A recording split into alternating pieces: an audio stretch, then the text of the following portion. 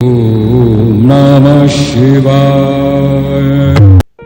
कहना बहुत आसान है कि जैसे उसकी रज़ा में रहना उतना ही कठिन है, और जब हो बुरा वक्त तो वही रज़ा लगे बुरी सजा।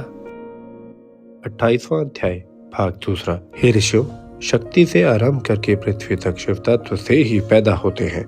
सभी के सभी उसी शिव तत्व से ही पूर्ण है, जैसे खड़ों में मिट्टी परिपूर्ण रूपेण है। इस प्रकार छहों मार्गों द्वारा व्यापिका तथा अव्यापिका शक्ति के पांचों तत्वों की शुद्धि कर लेने के कारण ही प्राणी शिव तत्व के परम उत्तम स्थान को पा लेता है। निवृत्त कला से आरंभ करके रुद्र प्रयत्न अंड स्थिति को शुद्ध किया जाता है। फिर प्रतिष्ठा कला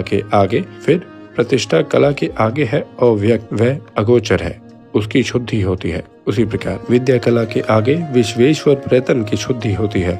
फिर इससे आगे उधर्व मार्ग प्रयत्न शांति कला द्वारा शुद्धि होती है। शांति के बाहर जब परा प्रकृति का मेल होता है उससे आकाश है।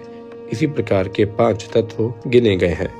इन्हीं से सारा संसार भरा हुआ है। सारे संसार की आधार रूप होकर जो शक्ति आज्ञा परा शैवी चित्र रूपा परमेश्वरी देवी है, उसे भगवान सदाशिव ने संपूर्ण जगत में स्थिर कर रखा है।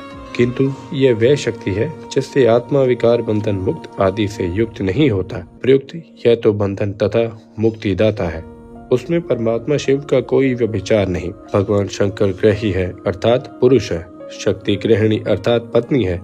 इसी से सारा संसार जन्म पाता है, यह दोनों एक ही है।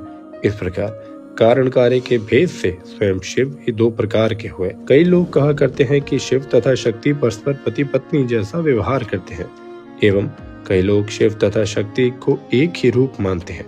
हाँ, कारण कार्य रूप से पृथक पृथक भांसते हैं। यह पराशक्ति शिवाज्ञा द्वारा तीनों गुण वाली होती है।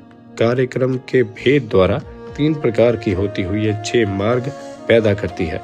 ये 6 शब्द तथा अर्थ रूप है। 6 के 6 सारे संसार में व्यापक है। इनका विस्तृत वर्णन शास्त्रों में वर्णित है।